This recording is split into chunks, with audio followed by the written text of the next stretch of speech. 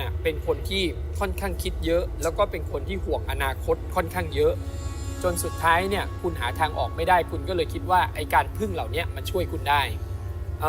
อย่าไปทำนะขอร้องเลยไม่มีอะไรดีเท่ากับเปลี่ยนแปลงตัวเองน่ากลัวนะเดี๋ยวนะแป๊บหนึ่งผมสงสัยอีกเรื่องหนึ่งอะนอกเหนือจากยาเสน่ห์ละอะไรอย่างเงี้ยเคยมีใครให้เลี้ยงผีไหมอย่างเช่นเลี้ยงกุมารไม่มีเลี้ยงอะไรที่เกี่ยวกับเท่ากระดูก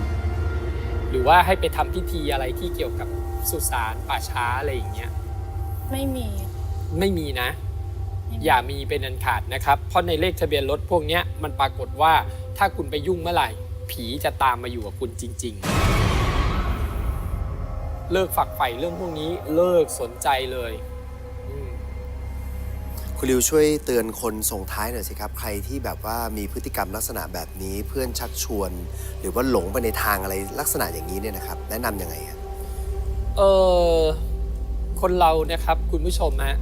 สิ่งศักดิ์สิทธิ์หรือผีเนี่ยช่วยเราไม่ได้หรอกครับ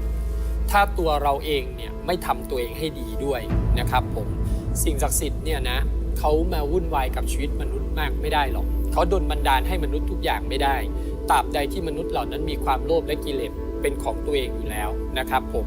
การไหว้พระดีที่สุดก็คือการไหว้ด้วยความเคารพแล้วก็ศรัทธาแล้วก็ปฏิบัติตั้งมั่นในความดียังไงก็เผาเรื่อง